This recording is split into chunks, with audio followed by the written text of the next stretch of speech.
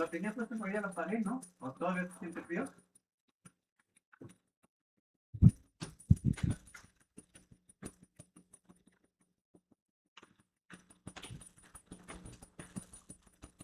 Creo que ya no, ¿sí? Se siente frío.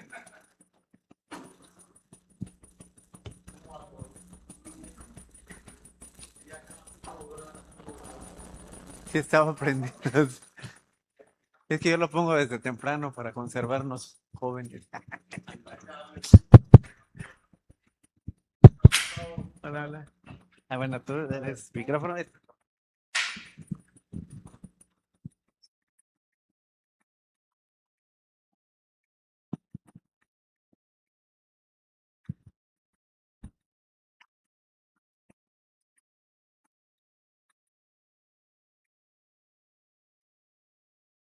A ver si ya llegaron los del curso, aún no. A ver, ahí hay uno, ahí hay otro, ahí hay otro. Me falta el que tengo que presentar, a ver, pero bueno, mientras voy poniendo esto. A ver. Ay. Sí, sí, está enchufado. Ahí ese va perfecto, vale, ok, bien. Ok, a ver. Bien, muy bien. Uy. Dele uno más. Uno más. Ahí, ¿Quién sabe por qué ahí. dejó una como negra? Ahí. Y ahora el apuntador es este. Sí, sí. Vale, perfecto. Pues. Es que no tiene que venir este hombre. Yo creo que estaba por aquí. A ver si. Estaba por aquí, ¿no?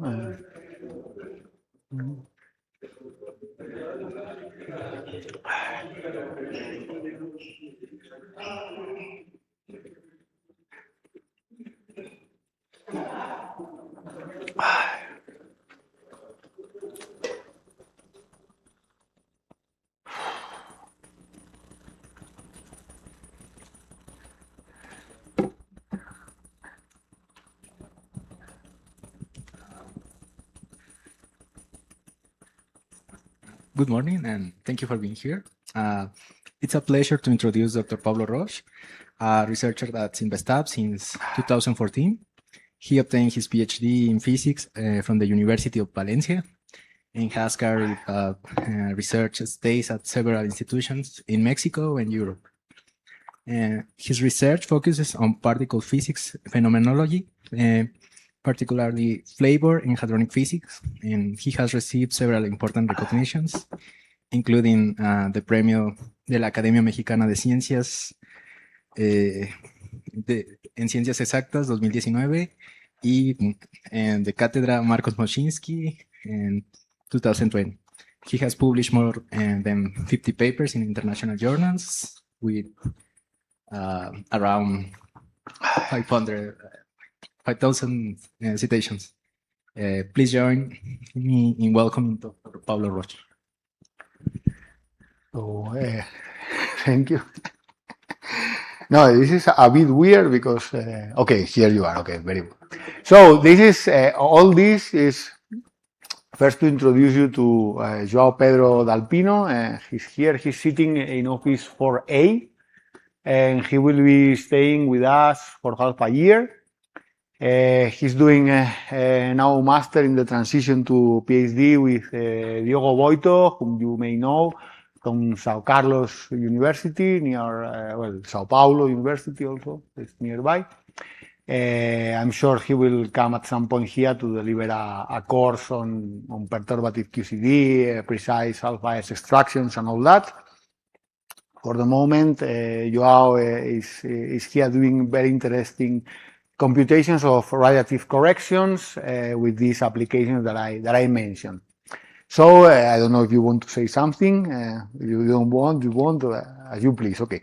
But I mean, this is the purpose for having some seminars in English. Okay, we will try to have at least a seminar monthly in English.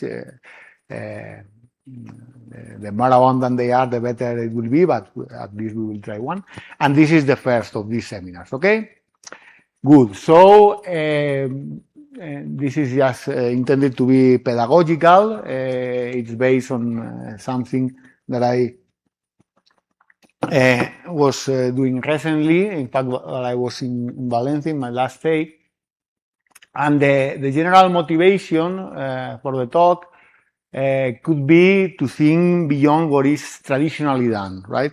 So the traditional approach is to consider how new physics, particles with unknown dynamics perhaps, modify the known standard model predictions for observables that can be measured precisely, right? And then if there are deviations, from the deviations, we can justify that probably there is some type of new physics causing them, or we can try to disentangle the model that is behind or whatever. No?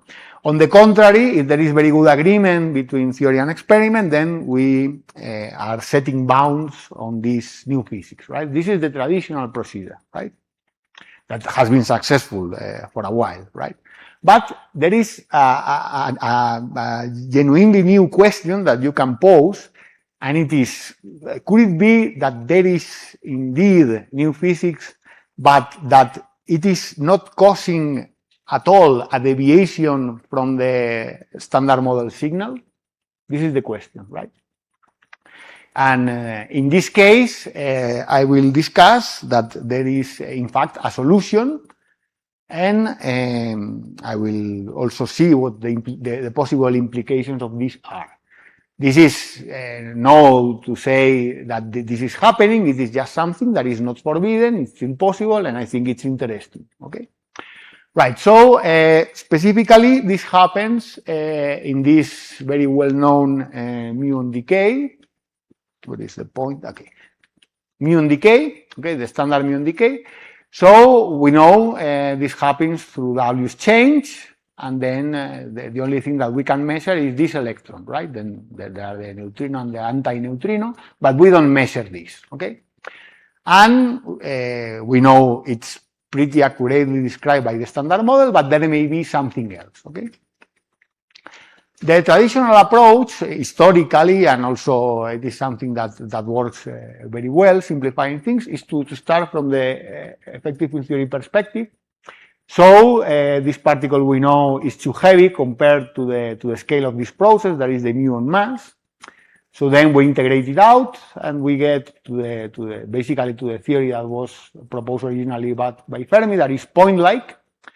And now, if it is rephrased, accounting for what we can and what we can't measure, we see this, no, right? The muon, the incoming muon, the outgoing electron, and then two invisible particles. And we say, okay, this is basically Fermi theory. It is B minus A as a consequence of coming from the standard model here.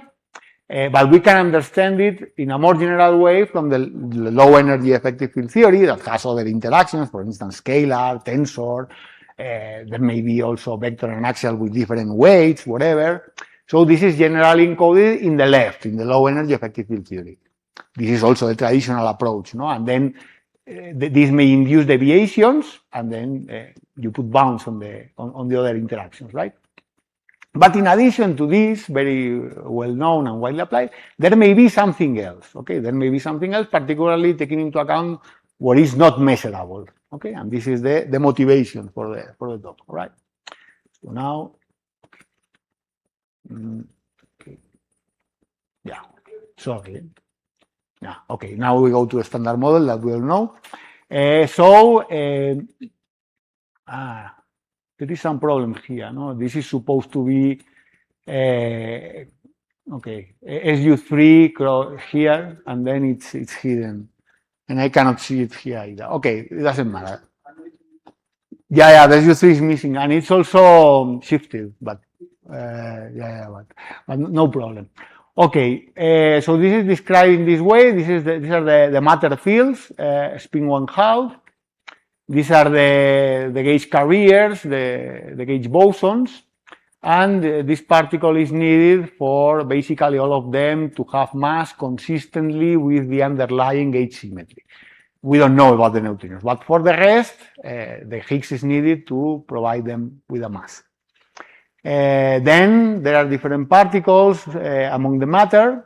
So quarks fill all interactions, the QCD mediated by gluons, QED mediated by the photon, and purely weak processes by W and C exchange.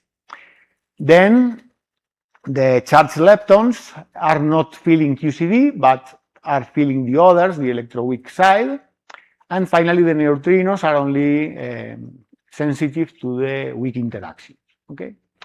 Then, in addition, we have this first family, that is the one composing ordinary matter. Then we have second family and third family. Okay. All right. So this is very well known to everybody, but it's always good to review it, even briefly. Now, the theory is extremely successful, as we know, and this is proved at very different scales, and I think I went too fast. Yeah, exactly.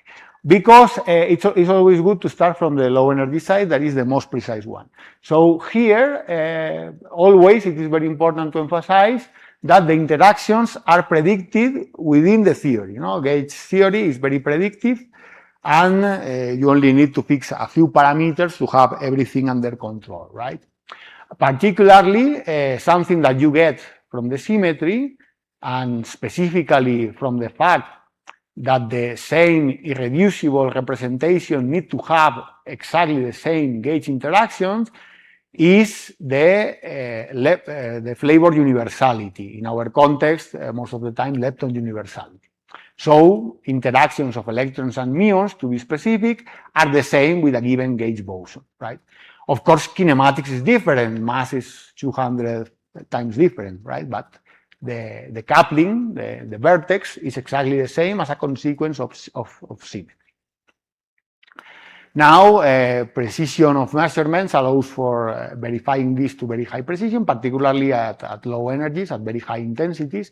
And this is exemplified here for the case of the electron and the alpha and G factors.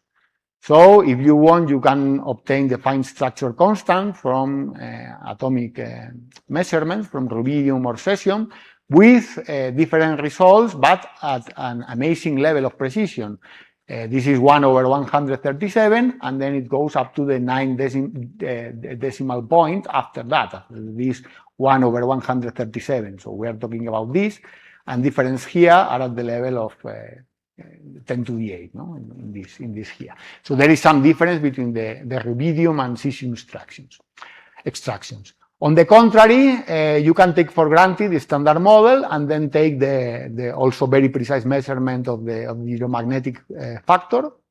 And from it, you can extract the corresponding value of alpha, and you get this with the newest data. This is what one was getting 16 years ago, okay? But this is the newest extraction.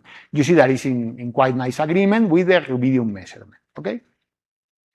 And we will see with more refined measurements if the tendency is confirmed, and then if there is some issue not properly understood in this measurement, and as the situation seems to be hinting, okay? But this is not absolutely understood at this extreme level of precision, okay? But for the rest, generally, it's telling you that everything works here, okay? Particularly for G factor and alpha in QED, okay?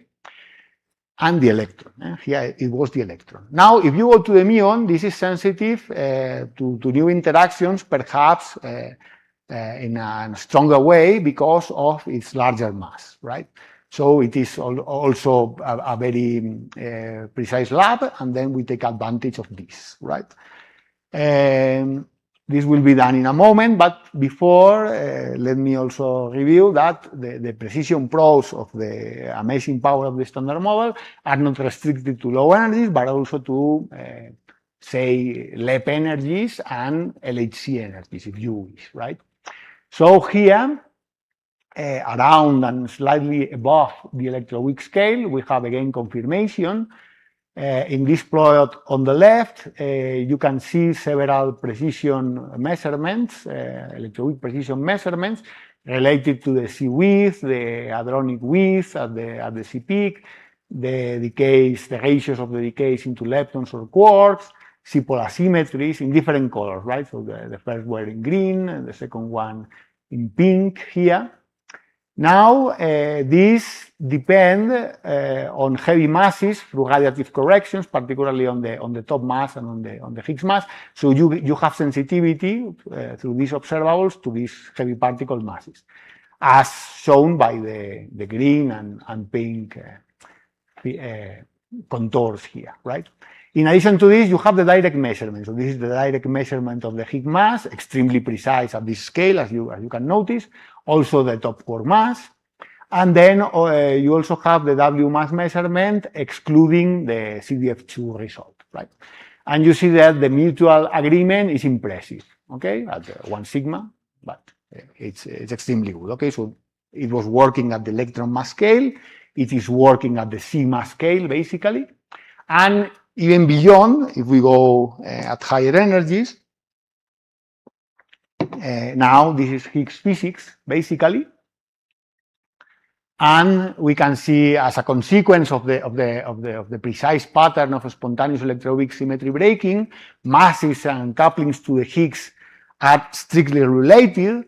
And this you can probe here. So for a given particle mass, you see if the coupling is what is predicted by the standard model or not. And this is what is shown here, right? You scale the coupling, and then you should have a linear relation with both fermions and bosons, and it is accomplished by all particles, okay? By the muon, the tau, the boson, and then the gauge bosons, W and C, and the top. And you see here how the prediction compares to the data, accounting for the uncertainties, okay? So it works extremely well. There will be new data here soon, also for the chart work, for instance, okay? But the picture up to now is very, very satisfactory, okay? Good. This is not the end of the story, as you all know as well, and this can be exemplified with these pictures here. Okay, I will not go into big detail of this. We can all discuss about any of this if you want later on, but this is just to motivate that there are things that the standard model was not built to answer the corresponding question, so then it doesn't. But these are things that, from a scientific point of view, at some point we need to have an explanation to them, right? So, for instance, one can be, if you read here, is the very tiny difference between matter and antimatter that must have occurred at very early stages of the universe for us to observe now the measured baryon asymmetry of the universe. Okay, this is just one example. There are others. And if you want to read the names here, these are on the next slide. So I was talking about this, but also the value of the neutrino masses seems to be unnatural. A similar thing, not similar, but a mass problem also appears for the Higgs mass, for the separation between the electroweak and Planck scales, if you want. And there are other issues that you can see written here. Okay, so this is a clear motivation for trying to find any confirmed issue of the standard model that can help us to find the theory that will generalize it eventually, right? Oh, yeah, sure. Even yeah, okay, yeah.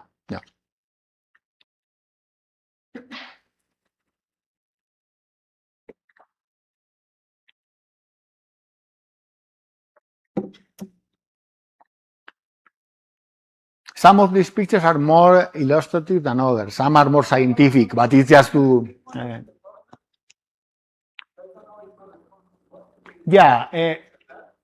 it's to the hierarchy problem or problems.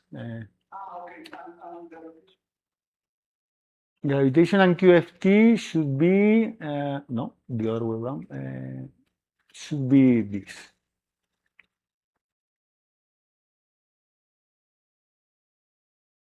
It's like saying, even if this works some way, the scale is like a few orders of magnitude before the scale where you know that you need to have gravity quantized or whatever. No? And here, this is like one version of the problem. There is another one, but this is just to illustrate. If you want to discuss further, okay. Anything else? We are here to talk, no?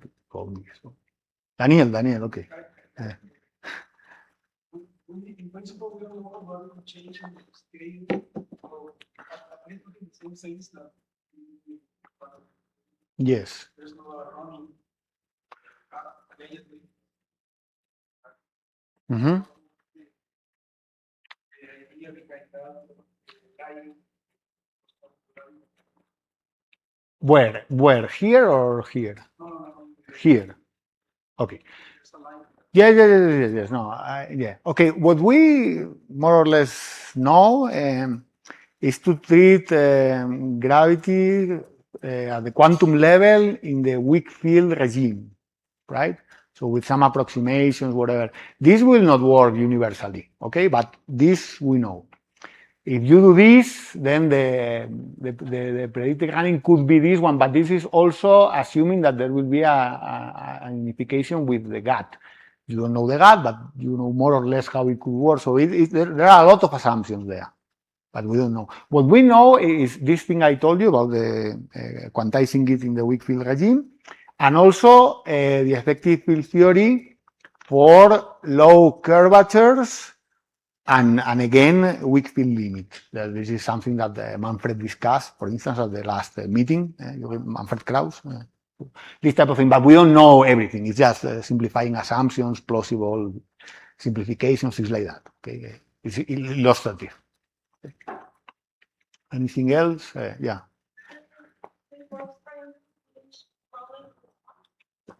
Yeah, this is a strong, very simplified view of the strong CP problem.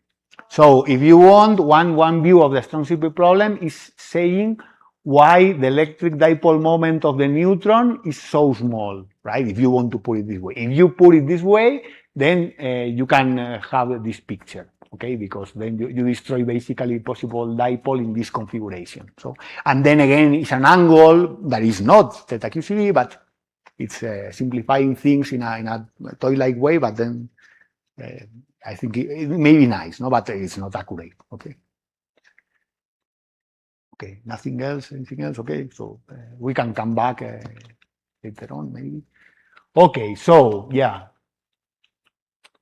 So then something else I like very much is to motivate it historically. Talking to the muon. I always do this talking to the muon. But so what was the first indication of new physics in a precise experiment at low energies? So if you want, in this context, is from the conservation of energy, momentum, angular momentum, spin connection theorem, whatever, when the Pauli hypothesized the existence of the neutrino. So there, in the end, there was the neutrino, there was the W, whatever, and it took a long before Cohen and Rines confirmed this idea, no? So then again, with the W boson, if you want now, you know all the particles, but you want to have also the force carrier. So if you go with this, then it was until the UA1 experiment, no? And you can generalize this along the history, no? And it was always precise measurement at relatively low energies, telling you something about the unknown physics at high energies that was discovered later on.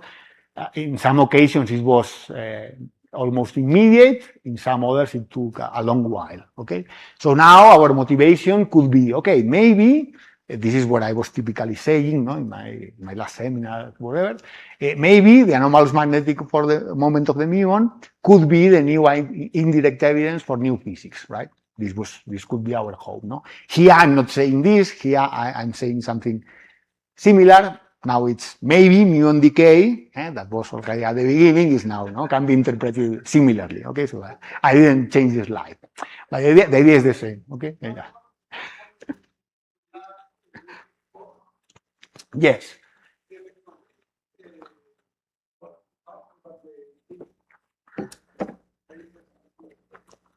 Yes. It is very, very important to notice this thing you are pointing at. So we knew that in order to be consistent with the symmetry, we needed some mechanism that kept the interactions but allowed for masses, right? within the Gates paradigm, no? Particularly for the weak sector. So what was the solution to this? The simplest solution was the Higgs mechanism, but there were others. No? For instance, two-Higgs doublet model, it could be some strongly coupled theory. I mean, there are many, many ways. So since there was no clear evidence for any of them, although the proposal somewhere around here, as you are saying, was in the end the right one, we lacked the precise experiment.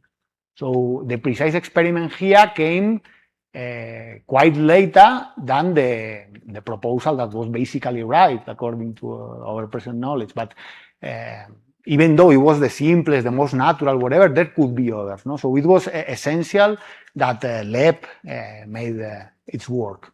So,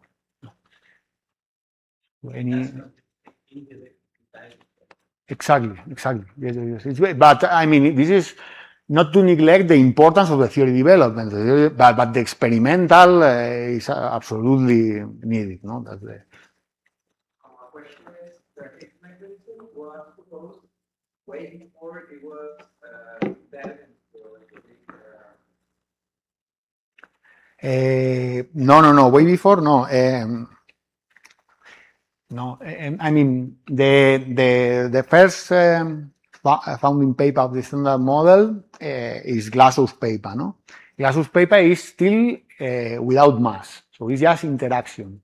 Okay, as flavor basis. This is 61, and then everyone knew that masses were necessary. The mechanism was lacking. And the solution was proposed by Higgs and Braut, Engler, Kibel, Guragnik, Hagen, everybody, no? 64 and around this year, right? And then using this in Glassow's theory was Weinberg in 67, Glassow around that time, recognized by Weinberg and all that. And a very inspiring source for his work was Anderson's paper in solid-state physics. Okay, so this is also important to keep in mind. Okay, so I hope I was clear. Was I? Wasn't? Yeah. Okay. Anything else? No. Okay.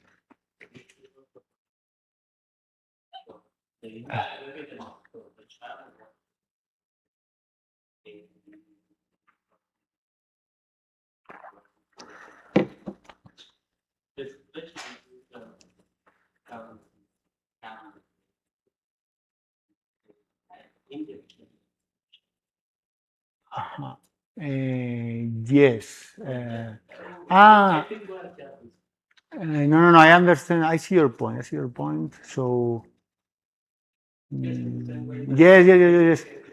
Yes. So, yes, you would like not to have here Jim, but suppress neutral currents in kaon decays. That is basically the same idea, but Jim is theory. Yeah, you are right.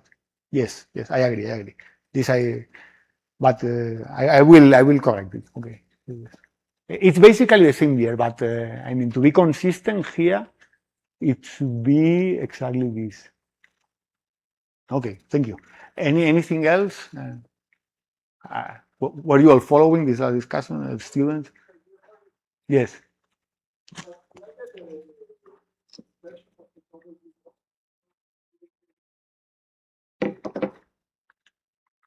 The W boson of the Higgs.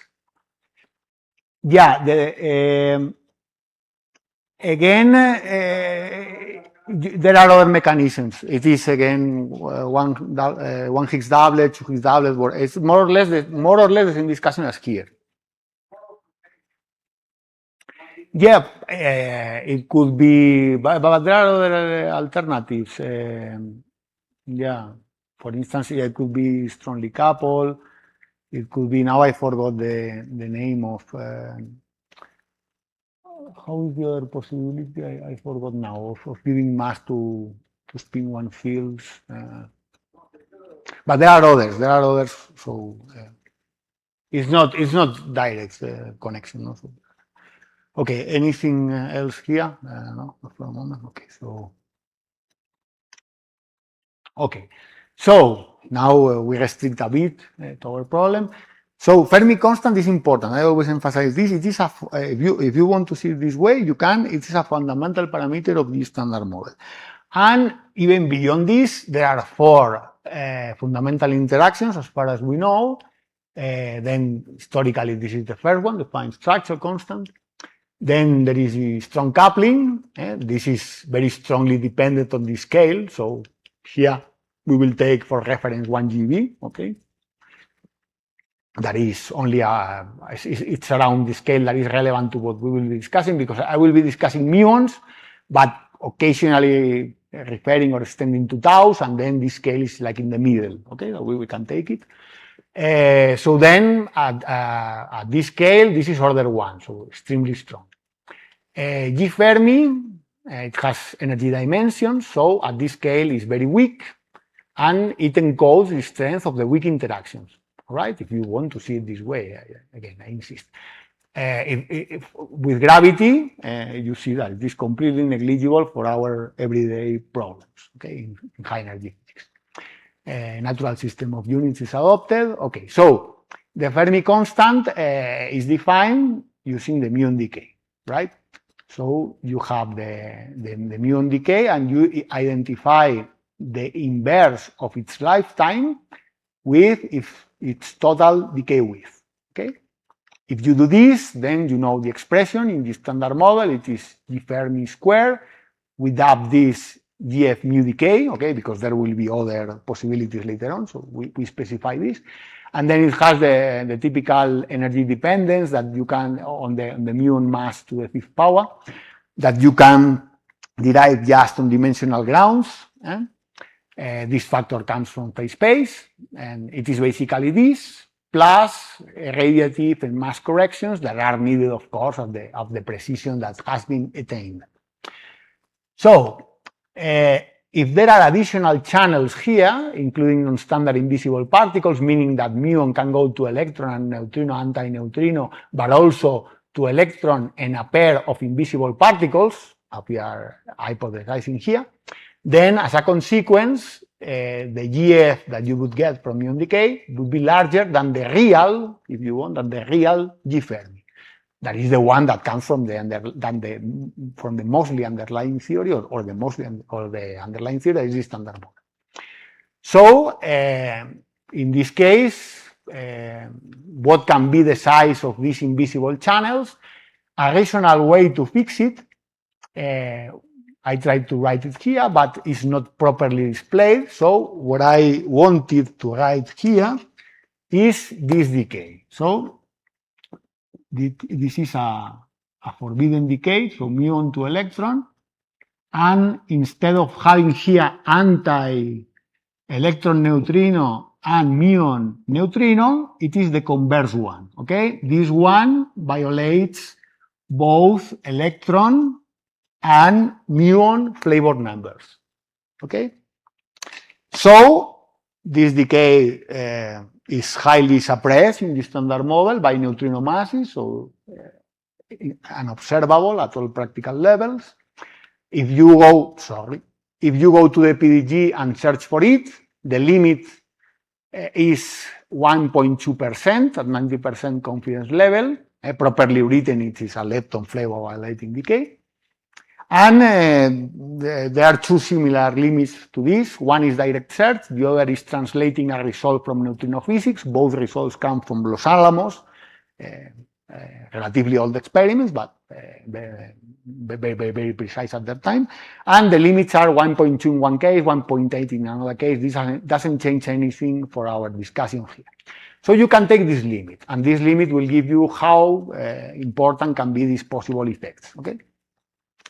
Again, you could do similarly in tau decays. In tau decays also there is some room for these hidden decays, and it can be interesting to explore it, okay?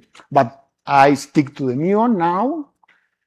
So then, in addition to fixing G Fermi this way, you could also fix it in some other ways, those that are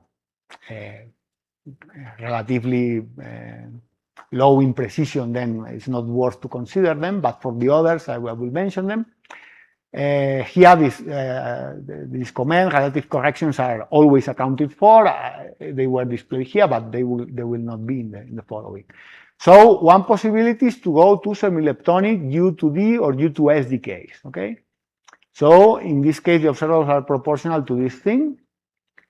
Yeah, so it is the G Fermi and then the quark mixing factor, that in one case is BUD, modular square, the other one is BUS, okay? And now the relation will be this one. So if you have this fixed from muon decay, then the other one will be called GF CKM, okay? And this will be fulfilled. Both extractions will be compatible if the standard model holds, okay? Up to the experimental and theoretical precision, okay? In the PDG, you can find these numbers for BUD and BUS, okay? So from this, you can get GF CKM, that is in a later slide.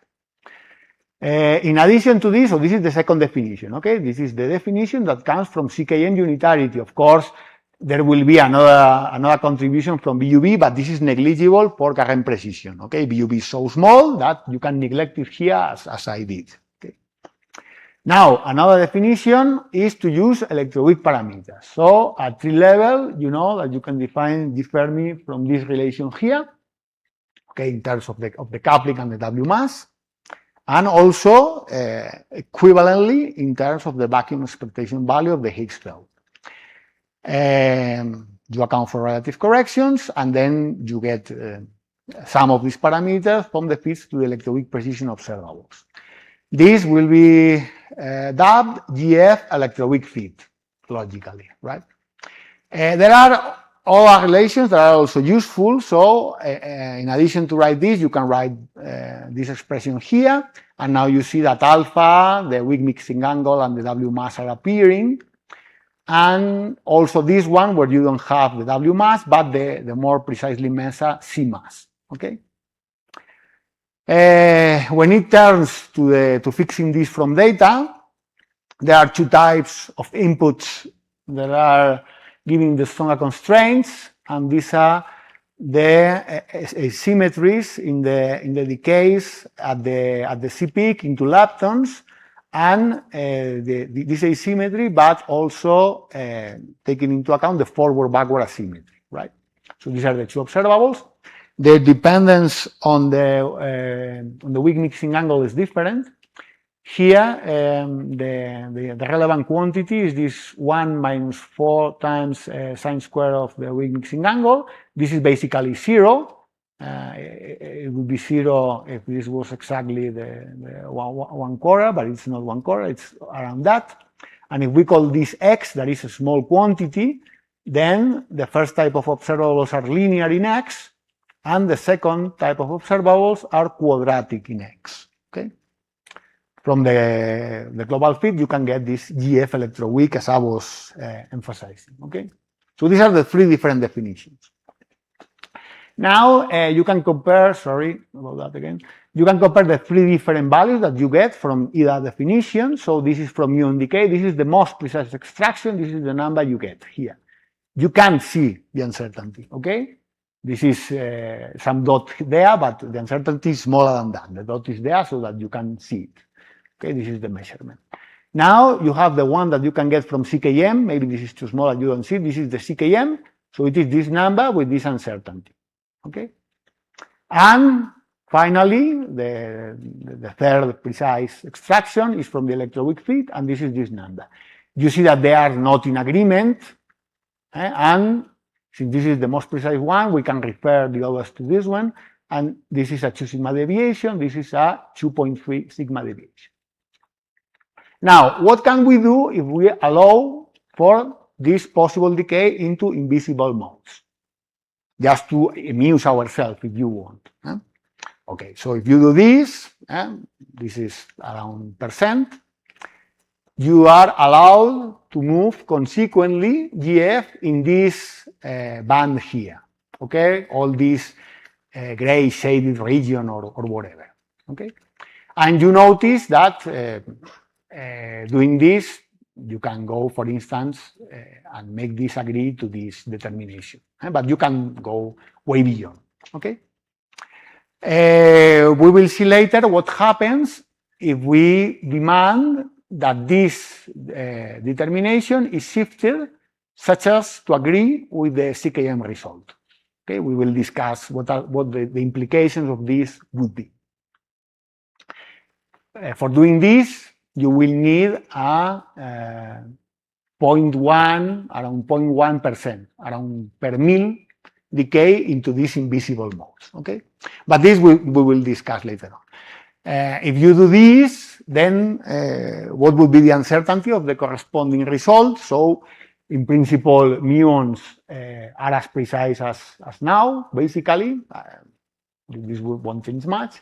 So you can get, if you move this point up to here and you keep the same uncertainty, the same invisible uncertainty in this plot, then the difference between this point here with negligible uncertainty here and this one there will be 4.5 sigma. Okay, but this is just to illustrate the possible effect. Okay, so now we make a pause on this thing. Yeah, please.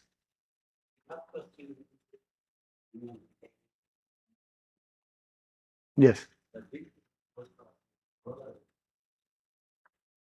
This will affect the other terms of?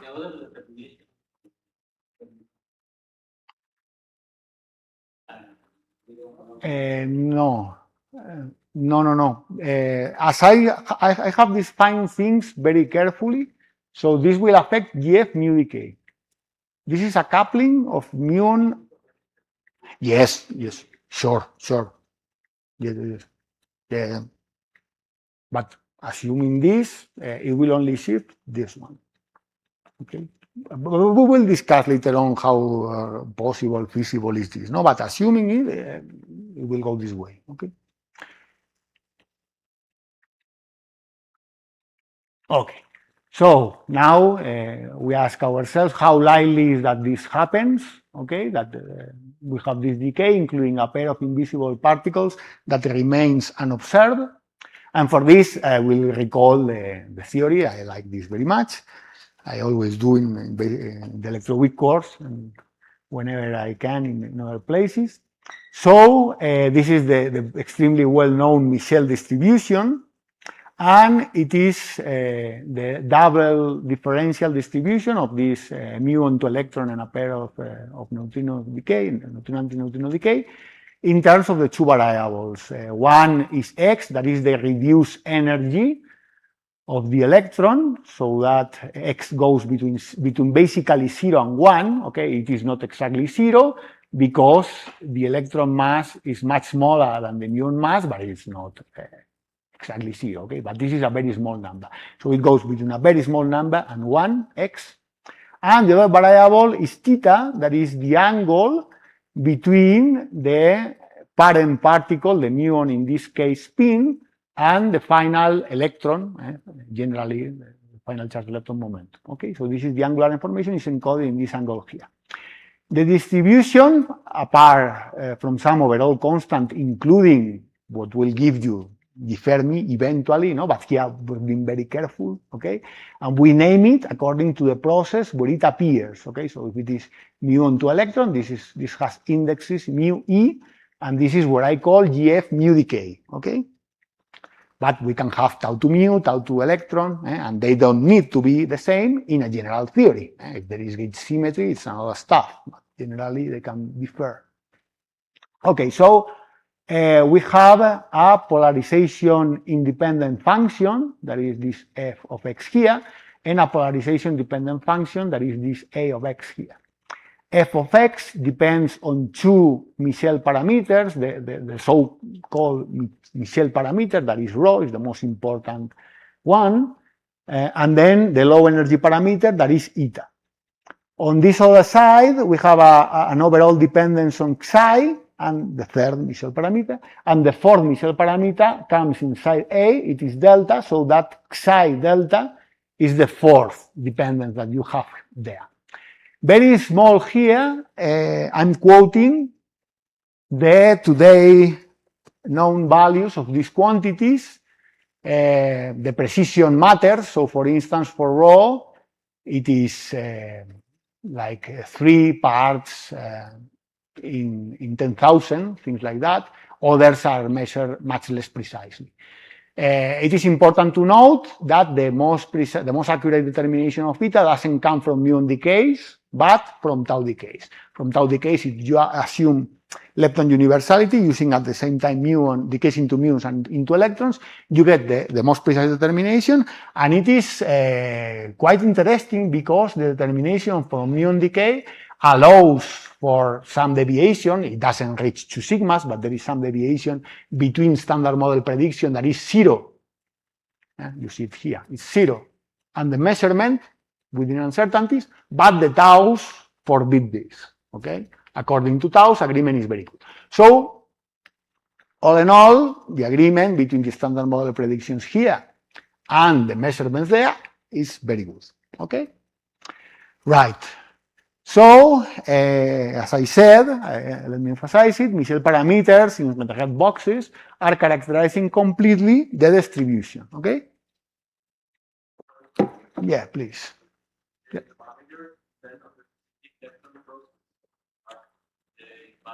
The Michel parameters. Yeah, in principle, they depend, but very generally, assuming lepton universality, you can compare them. So this is what we did here. So eta, you would have eta, if you want, eta mu e, then eta tau mu, eta tau e, okay? But assuming lepton universality, you can compare the 2 tau channels and get to this number, and since you have already assumed lepton universality, you can get the comparison meaningful with the one you measure in muons, okay? So, but it's not general, but assuming it holds, that is quite general, then you learn more things, okay? But yeah, it's true, it's not generally comparable, okay? Very good. Anything else? No? Okay. So, yeah, and this is very nice because from the theory's point of view, it's clear, no? What's the most general description of muon decay? It is the low energy effective field theory. This is the theory's view. The theory's view is this one. But from the experimental point of view, what is the most general description is this one, and they complement each other very nicely, okay? Good. So, traditional perspective. I take these measurements, they agree with the standard model, then I restrict possible new physics contributions. For instance, a right-handed W, it will change the sign in this part here, so I restrict it. Or I have a exotic scalar coupling to this type of currents, then I restrict it, whatever. This has been the traditional approach. But here, the question is different. The question is, may I have exactly the same distribution as the standard model, or at least one that resembles it so much that I cannot discern it? And then what can I learn from this? Okay, this is the question that I'm asking myself here. In the limit of interest, okay, basically always you can take this as an approximation, and then the shape gets very much simplified. So it has this dependence, okay, 3 minus 2x on the polarization independent part, and on the angle dependent part, 2x minus 1, okay? So this is the distribution to keep in mind, right? So let me advance you the answer. The answer is that there is a unique, non-trivial solution that in the massless limit exactly falls in the standard model shape, okay? So in principle, there is a solution within all assumptions, within all the limits that we are taking, but there exists one, and this was non-trivial, okay? So the solution is this one, okay? In this limit, it gives you exactly the same contribution, and it has the same lepton current as in the standard model. Then you have a scalar that is massless or nearly massless. We will discuss this. And it has a derivative coupling. This means phi dagger d mu phi, with the d mu acting rightwise, minus phi d mu phi dagger. So now the d mu acting to the left, okay? This is the meaning of this symbol here. So d mu acting to the right, minus d mu acting to the left. It's quite standard, but maybe some people didn't know it.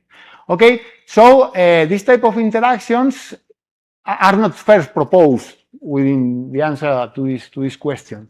This was already proposed in papers by, if I remember correctly, Chinese scientists on dark matter particle physics studies. Now there was a recent paper by German and Italian people, like making it more precise, and there are interesting solutions. I will tell you the mass that they cover later on, and it can be dark matter. And also in studies of the anomalies, when they allow for similar interactions, also with the quark sector, it has been used in flavor changing neutral currents there by people as Germán Valencia and collaborators. So just to mention some applications of this type of theories, okay? But for us, the question is another one, and we just want to see if there is something that could remain hidden, okay? And how is it possible that this is the answer? Okay, on the lepton side, it is evident, right? Because I'm taking exactly the same lepton current as in the standard model. So then this part of the amplitude is exactly the same. On the other side, on the invisible part, it is not, it's not trivial, at least. So let me just go quickly through it.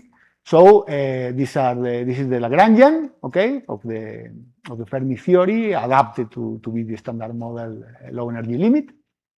Now you got the lepton current, the invisible current that is n mu here, and this is the matrix element modulus square, okay, where P and P prime are the charged lepton momentum, okay, and the K's are the neutrinos.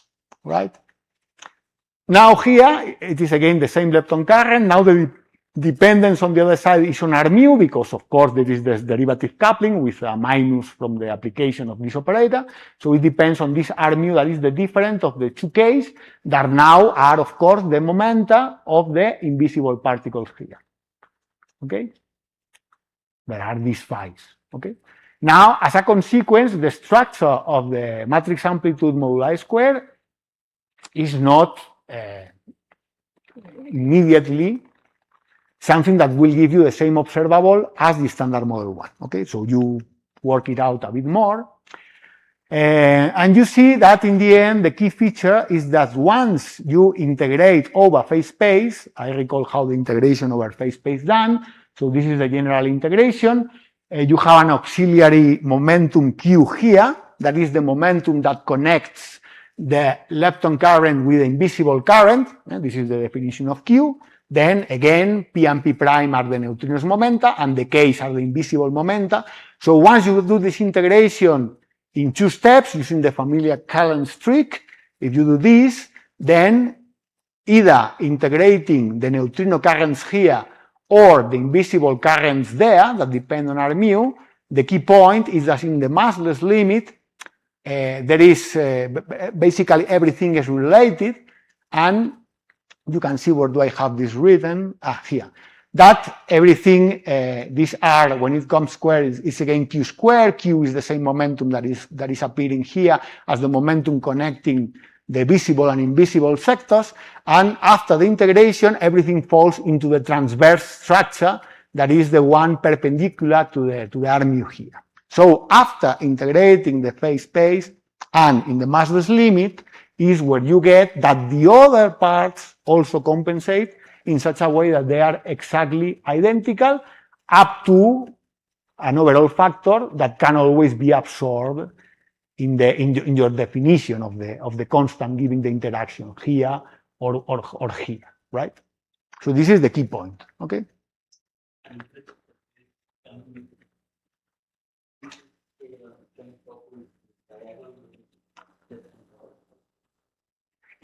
Okay, yeah, in principle it could. It depends on how you tune the theory. You don't know this. This is something that may or may not happen, okay?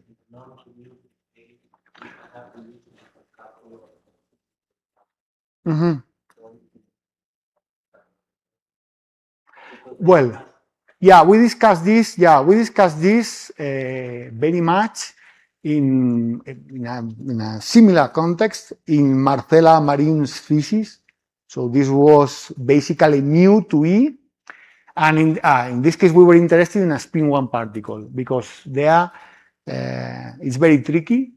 Unless you keep gauging variance at all levels, then you get this kind of divergence. With scalars, it's different because there is not like an automatically built-in natural gauging variance.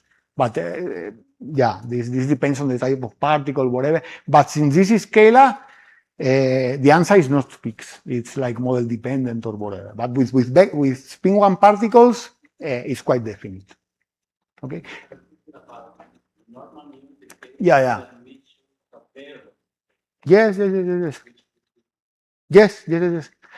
Yes, this is like a paraphrasis of original Okun's paper. In Okun paper, very old, this was a catastrophe when you tried to endow the photon with a mass. No, this was the origin of the dark photons, all that. So it's like the same thing, but now, if you want, with instead of one particle, a pair with an invariant mass that will basically vanish. It's like the same thing. But yeah, again, if it is spin 1, it's extremely restricted to be consistent. If it's spin 0, not to my knowledge. Okay? And yeah, Marcela Marin thesis.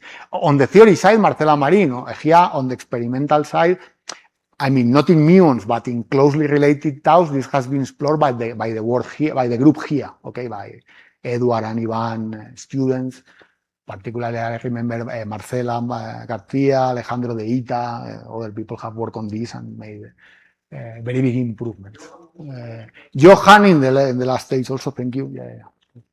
Okay, so anything else? Yeah, no? Okay, good. So, yeah, now some people might complain, why do you have this operator, or could have this operator, and not other related structures, right? So here, these others naturally arise from the EFT formalism, okay? What are you changing here? The invisible side. So in the invisible side, instead of having something that is a Lorentz vector, you can have a Lorentz scalar, or you can have this combination of that is a two index antisymmetric tensor, right? So this should be allowed. If this is allowed, then there is not much problem because this is higher dimension. So from the EFT point of view, this is suppressed at low energies compared to this one. So you would only need to care of some symmetry forbidding or suppressing this operator compared to this one, because otherwise you will never be sensitive to this without seeing a lot stronger the effects of this one that you would indeed see, because this is very different from the standard model pattern. So not seeing this one will make the existence of this operator very compromised, okay? But you can always think a symmetry or a reason to forbid this one or to suppress it, okay? But you need to care about this. I'm just thinking about plausibility, okay? Not about this one, because this is higher dimension, as I said. Okay. You see that we are, we will discuss this in great detail, and for this we will have like other operators, other currents, whatever, no? So this is restricting to spin 0 for the invisibles, okay? These are always scalars, but you can have particles of different spins, like other fermions, so particles similar to neutrinos, but not neutrinos. Then you can have spin 1. We were discussing spin 1 with Gabriel just a moment ago. We could have, but this was slightly different context, 3/2, 2, whatever, okay? But you don't really need to exhaust this to see the consequences, because every time you are increasing the spin, it will be seen that in the Michel spectra, you will get additional powers of 1 minus x. This is very easy to see because in the massless approximation for the final state electron, and since we are interested in the case where the invisibles are nearly massless, there is only one physical scale. And this physical scale is given by q squared. Okay, q squared, I insist, is the momentum relating the charged leptons and the invisible sides. Okay, and precisely normalizing it to the muon mass squared to have a dimensionless quantity, this is exactly 1 minus x. So you will see powers of 1 minus x arising.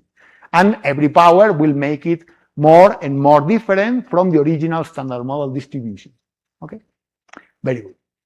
So I'm almost finishing. Don't be too tired or whatever. In the following slide, this is my convention. Okay, so in this slide, I am again quoting the W differential spectrum. This is the overall normalization.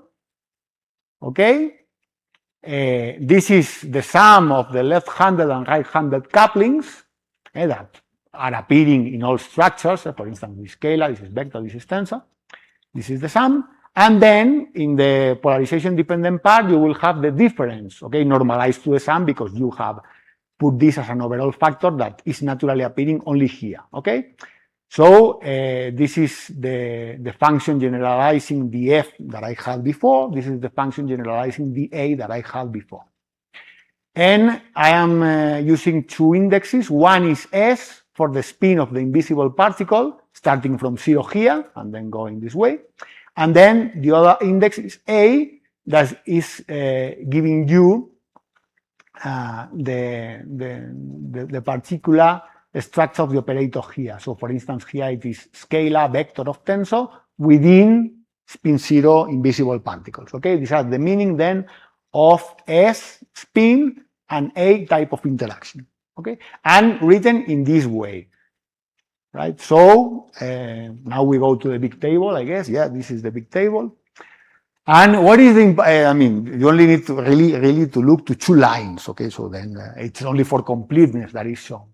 So what is the standard model? The standard model is this one, okay? These are neutrinos with left-handed couplings, and then I told you this is the polarization independent and dependent part, okay? And you have to look at the table and make sure there is or there isn't any coincidence. And there is one coincidence, as I anticipated, it is this one with spinless particle with this particular type of interaction, and the others are different. Okay, so the others are easy to discern from the standard model. There are other structures that are similar. So in case you had a lot of, of invisibles, for instance, I think that this one is the same as this one.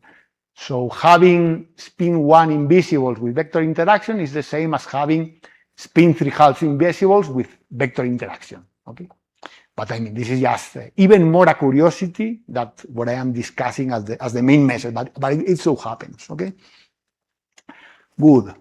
So here these are please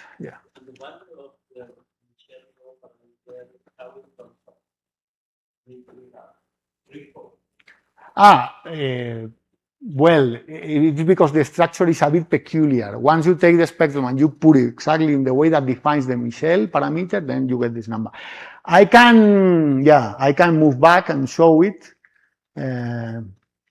Okay, yeah, this is Gabriel's question. Okay, so you see that it is not the only functional dependence on the polarization independent part. There is also this part here. So if you neglect mass-dependent corrections, then you need to combine this with this to get this. And this happens with this row of 3/4. But I mean, you need to work it out. And similarly for the rest, okay? Okay, so, yeah. So then there are, I mean, these are more, I mean, like specifications to be sure that things are exactly this way. You need to check everything. So, for instance, you can ask yourself, okay, what happens if instead of having only structures with a abelian field strength V tensor here, I have the dual. So, if I have the dual, nothing changes with respect to the structures that are allowed. Okay, this is specified there. Also, you can think of 3/2 as somehow one composed with 1/2. So again, if it is in some sense one composed with 1/2, for one, I already mentioned that you can take the original abelian field strength or the dual. If you do this, nothing changes. And if you go the other way, since it is one plus 1/2, on the 1/2 side, including or not including the gamma 5 gives you the same. So this way, you make sure that everything is expressed here. More complicated, it can be expressed here. And these are things that are specified in this footnote, but you really don't want me to go into detail here. Okay, this I already recalled to you. This you know, and this you always need to keep in mind to see what is and what isn't dependent or independent. Okay, now one can say, okay, but you were only looking to this type of decay. What happens if there is a muon emitted? Or what happens if the muon is perconverted? For instance, this in the, we have, in this last case, in the 5 lepton decay, this is something that we look in very big detail with Gabriel, with his former student Alain. No? So this is something that also the experimental group here has studied. But this will change nothing. And to make sure this is the case, you only need to realize that by assumption, all radiation, all photon radiation comes from the charged lepton particles. So, since this is the case, then factorization will be preserved. Automatically, the lepton currents are the same in both the standard case with neutrino antineutrino and in the other one with the general invisible particles. And then everything that we discussed in the original decay is preserved upon accounting for radiation. Okay, so no problem. And I say, okay, it's not only muons, it's only taus. Another thing that you can look at experimentally as well, particularly in the Belcher group here. And now, what would be the consequences? Again, I insist. So you can move this point anywhere here. So particularly, you can move it here. And if you do this, then it will be a discrepancy that depending on what you take as reference, if this number of this number, so it will be 3 sigma from here to here, or if you move this here, it is 4.5, okay? But this is just a curiosity if you want, okay? Now, just to finish the discussion, you are moving this number because there is some new physics, okay? What is here the new physics? The new physics is corresponding to the invisible particles pair, replacing the traditional neutrino-antineutrino pair. So what is the related new physics scale? The one that is allowing you to move this point up to here, okay? And this we can study using, again, the effective Lagrangian at low energies. This is a very well-defined question. So you take the effective Lagrangian, in the massless limit, you impose strictly the upper bound on this mode, and if you do this restricts this combination. As always, it is the ratio between coupling and mass scale. We cannot get independently one of them. It's always the ratio, as in all effective field theories at low energies. But this number is maybe a bit difficult to read. If we take C equals 1 for definiteness, this corresponds to 400 GeV. This is something plausible, okay? If it were 50 MeV, it would be clearly wrong, for instance, no? But it is something that may or may not happen. It is something reasonable. Particularly if we insist in putting this number exactly in this number, this doesn't need to be the case, but to gain some perspective, if we do this, then the scale is slightly shifted, again, for this assumption, to 700 GeV. Okay, this is something, again, that makes sense, at least makes sense. All right. Now, how easy is that, indeed, this exists and has escape detection if it's not strictly massless? Because it cannot be strictly massless. Strictly massless gives problems cosmologically, for instance, okay? It cannot be strictly massless. What are the effects of having some slightly massive state? So there are two effects. One is shifting the endpoint, as in the traditional Pauli proposal with the neutrinos, very, very similar thing. And this is the dependence on the shift, okay? And also you have a two-body threshold effect from matrix element and phase space integration that has this shape.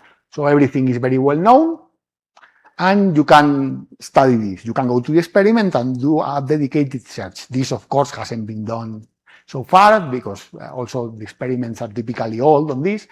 So we don't know the answer. We don't know how light phi could be to have escape detection so far. But we can give like a reasonable estimate of this. And to do that, we remember the twist analysis, that is mu to Ex for general X particle. So in this case, they can differentiate a particle here with a mass of 13 MeV. Below that, it can escape identification, right? So if you want to translate this into our case, you take this and you consider this the invariant mass of our two-body invisible pair, and naively, it goes into the 6 MeV scale. So this is not a number to take strictly, but something in the order of 10 MeVs, this is difficult. It is difficult to have that it has remained hidden so far in the measurements. But if it is, I don't know, few MeV, it is something that could have happened. Okay. Also, I mentioned to you the application of this to dark matter. So in the last papers about dark matter particle interpretation in this type of theories, they are taking as a reference 1 MeV. So 1 MeV is something that works for producing the dark matter relic density. And also it works for having escape experimental detection in this type of experiments so far. Okay? But again, this is not something that needs to happen, sorry. So, no. So there was something else and I don't see it. Okay, so maybe, yeah, there is something else. Okay, so yeah, again, you can look at this from the tau perspective and see what are the implications. Here you have even more room, but the difference there is that in tau decays, it only affects the searches for invisibles that are being done at Bell 2, because in all searches for invisibles, they are normalizing with the Michel decay in tau decays. Okay, so this is something that systematically will enter their searches for invisible processes in tau decays. That is something they are very, very active on.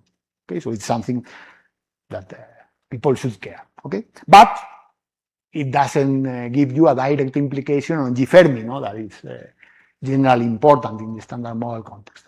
So if we again restrict only to muons, in principle, assuming this, there's nothing that forbids to shift the GF determined from mu decay, make it agree with the one from CKM, and then it will give you a tension that, depending on how you look at it, it may be between 3 and 5 sigmas.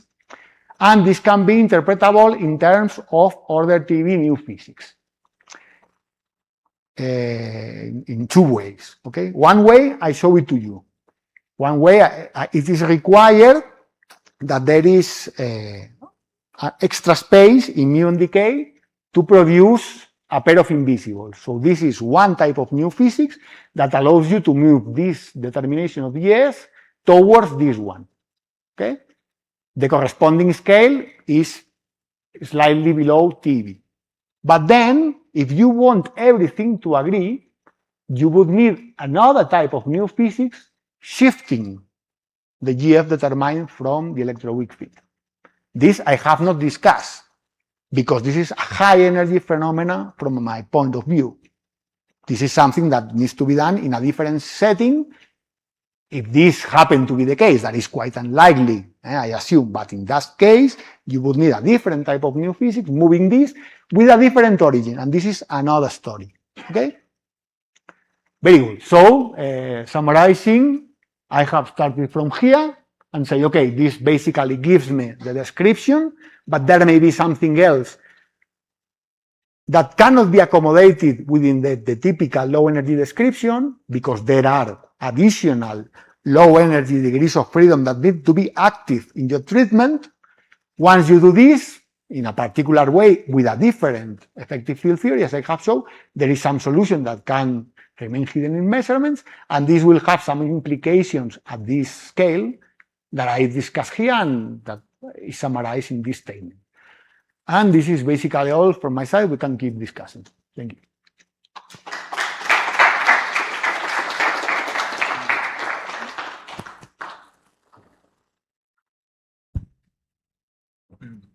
Questions?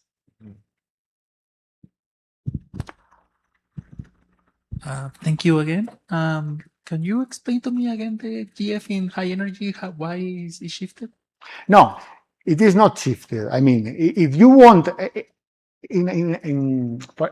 ideally, if the standard model were the whole story up to very high energy scales, you would determine GF from different sources and they would all agree, all. Particularly the three most precise are these three here, okay?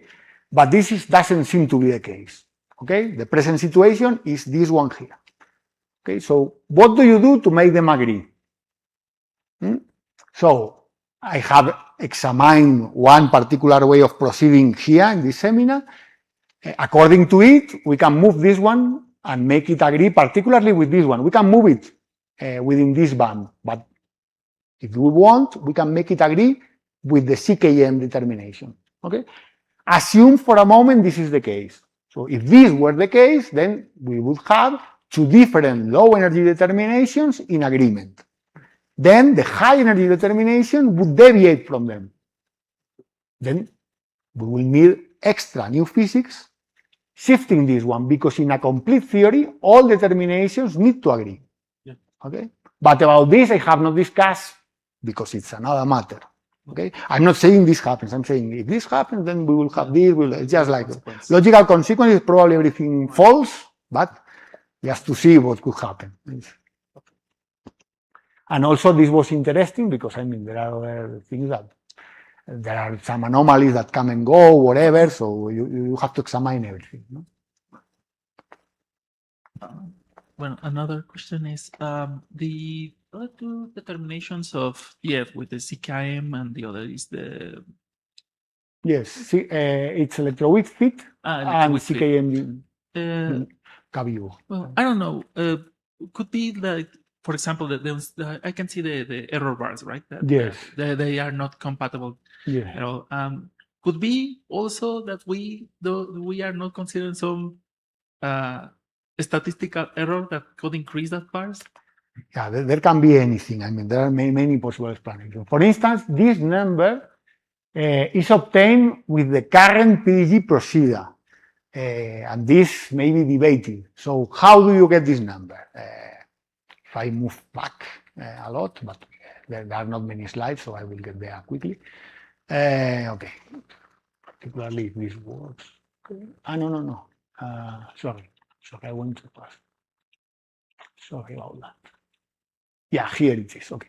So this number, what's this number? This is from superallowed Fermi type beta decays. Okay, doing the Hardy-Townes procedure and using the most recently available radiative corrections. No? But is it this uncertainty reliable or not? Up to present knowledge, yes, but maybe it's not the case. Again, how is this BUS number obtained? This BUS is obtained from KL2 and KL3 decays. They are not nicely compatible. They are using a scale factor of 1.5. So it's not terrible, but they need to use this compensating factor to be able to combine the KL2 and KL3 determinations. And this is not ideal. So again, this is something that may be debatable. So we are not really sure about this. But if we take them from PDG, we proceed, we get to this point that I showed you. But this may be wrong, of course. Right. Okay. Yeah, so. Could be. Yeah. I mean, Gabriel knows the story particularly about this one, also about this one, but about this one, you can comment if you want about how all this, no? I mean, yeah. But basically, nobody, but it's used, and nobody can tell you it's wrong surely because of that. No? The present knowledge is this one, but maybe it's wrong. I mean, taking at the face value. Yeah, taking the face value. This is what follows from that, but it may be wrong. So where is it? Okay. Yeah. So this may be wrong. This may be wrong, and here I'm only examining the possibility that this is wrong. That typically is forgotten. It's also a possibility. Yes, the most illogical one, but who knows? Right. Okay.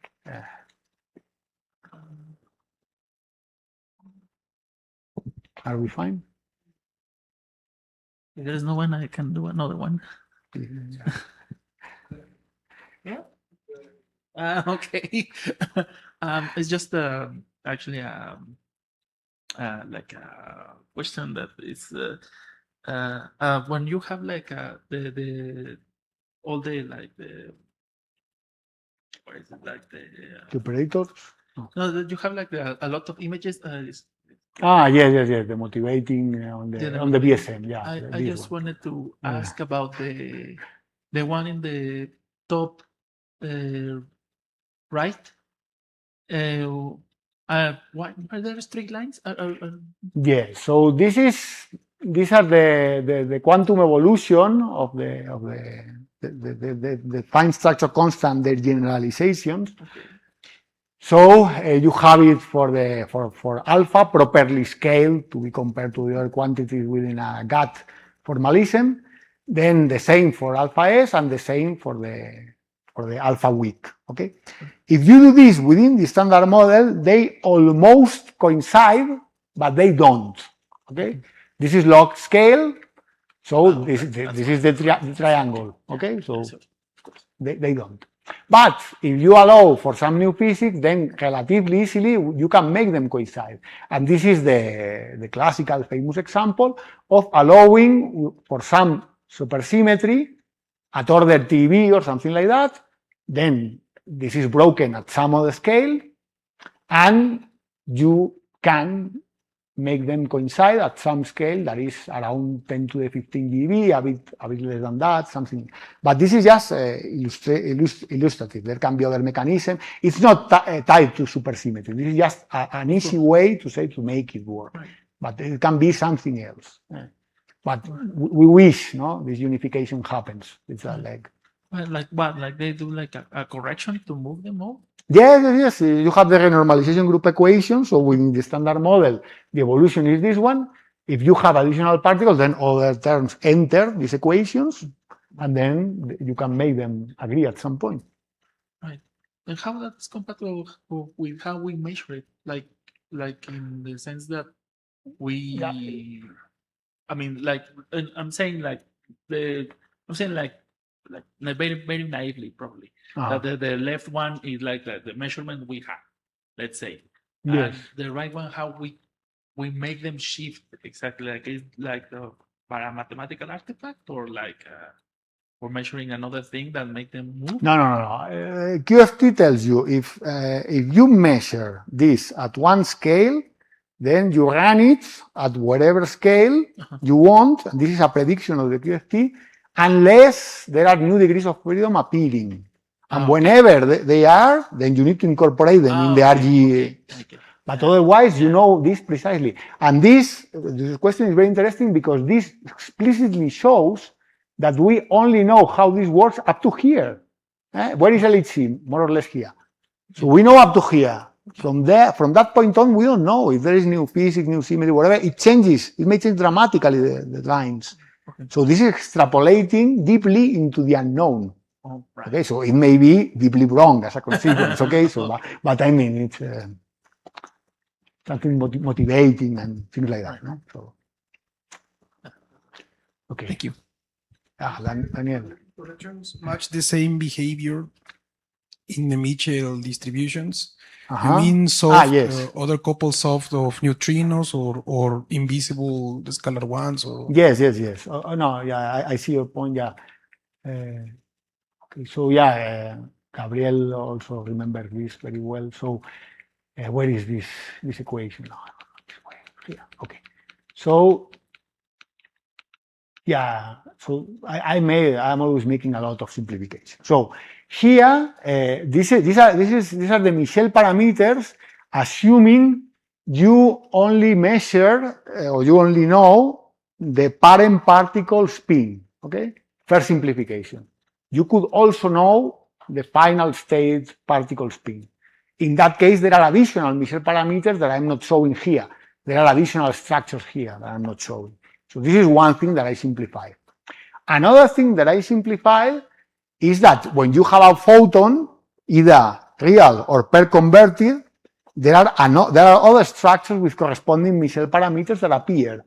I'm not reviewing the story, but it goes similarly up to here. So if you check the others, You have additional, and then you have standard model predictions, measurements in a few of them, not all of them, and there is agreement. But the fact that the situation changes relies only on the fact that the QED radiation only couples to the visible sector, to the charged lepton particles.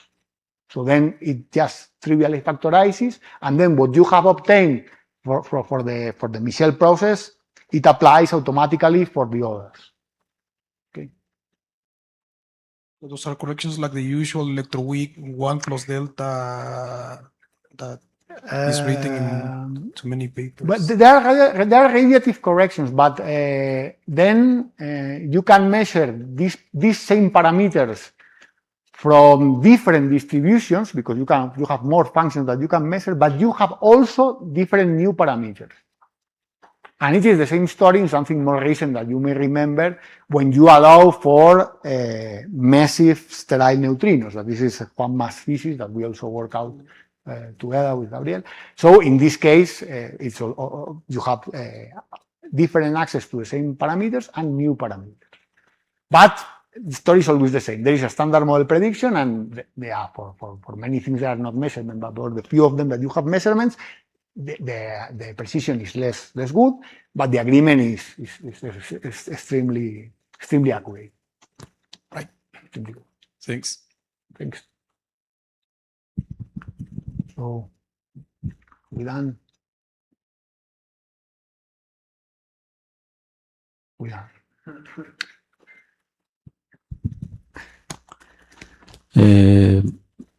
Very nice, I should say. False but nice, no? However,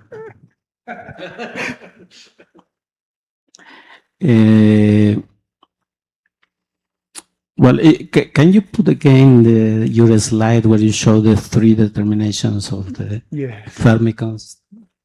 Okay. So when I review this, no? You mean No, this no, one? No, the previous one. Okay. So, no, sorry. Wrong way. This Okay. one. Yes. So you choose to change muon decay, the first Yes. one, Yes. and to move it towards the CKM determination. Yes. Okay.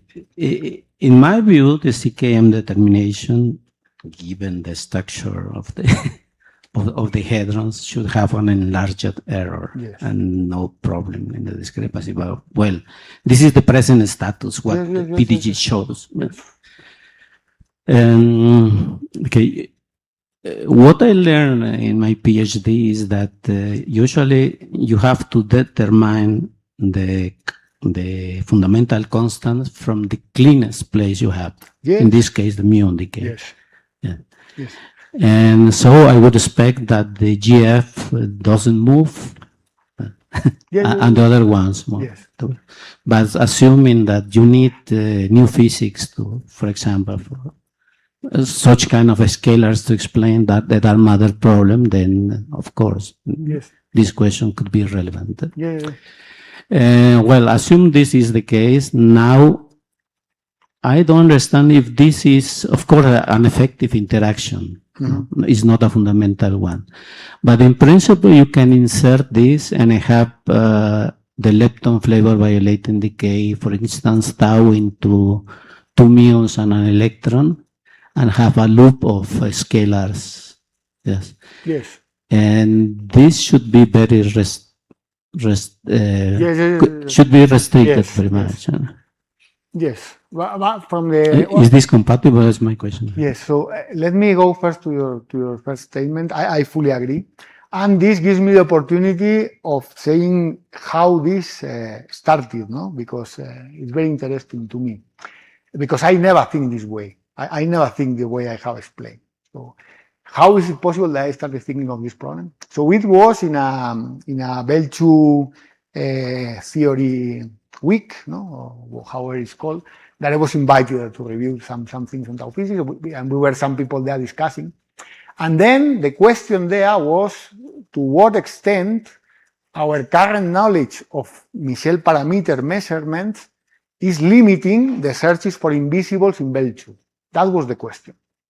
Okay, you get the question. So then, from this question, I said, okay, I think there may be new physics that is very similar to the standard model case, even if coming from invisible particles. And then it so happened that there is a case that exactly mimics the standard model. And then I saw this and I said, okay, I will write this in some way, whatever. But you see, it's completely different. So it's to avoid experimental problem, you do this. And then the experimentalists have this thing that they can use in their studies to be more accurate in the limits they are placing on the searches for invisibles at Bell 2 in tau decays, okay? But on the contrary, you can sell it a bit more, even going to things that are quite implausible, looking to the implications in muon decay, and this is what I did, no? And I presented it this way. But the original way is from our typical view on these problems, no? Like, what can we do to improve the experimental reach on new physics? To do this, we need to improve typically the standard model predictions, whatever.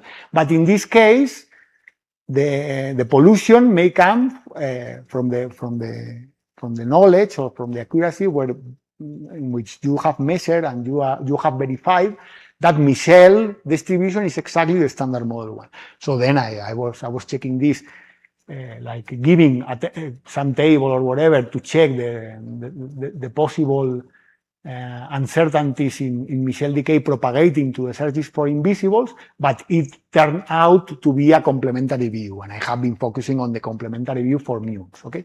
So this concerning Gabriel's first part, I mean, this is probably false, but even if it's false, it's useful for improving the limits on searches for invisibles at Bell 2 in tau contrast, and this was my original purpose. This is our typical aim, no? And then, what were you finally saying? Because it was just the first part. Yes, okay. This I haven't done in detail, but again, this happens also in Marcela's paper, in this paper that I told you, and also in other papers. So, from the experience that we gained there, without doing the numbers, I am sure that this restriction is milder than the one I am considering here. So if I put this, it will still be within the band. It will be a wider band in this sense. Okay, but it's always something to keep in mind. But okay, but I have not done it. It's from extrapolating things that are similar. And one last question. Your conclusion about the scale of new physics depend on this limit on the branching ratio of the muon to the lepton flavor violating one. This one. Yes, but how old is this limit, and how they get this conclusion? Yeah, it's Los Alamos. Because this should be improved, could be improved, I think. It could be, but it could be. It's Los Alamos. It's middle of the 90s, something like that. And there are two different. One is really searching for this, and the other one is translating limits from neutrino physics. And they are very similar. One is this 1.2, the other is, I remember, 1.8. So basically same scale. And this, nobody has searched for this since then. So this stays this way. But it's also, many things in muons are very interesting and people are not measuring, you know. So also now in Keon, so we are insisting that it's extremely important, but now it's not done.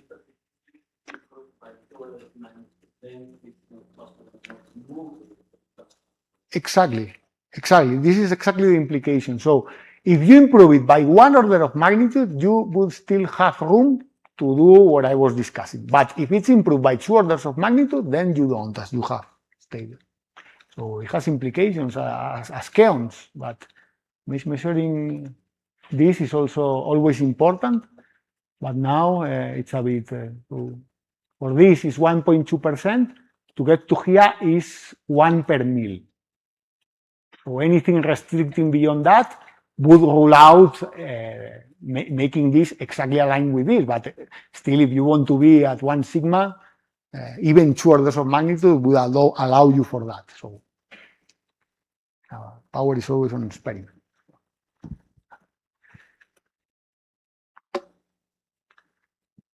One last question. We are done. If no, let's thank. Thank you very much. Thank you all.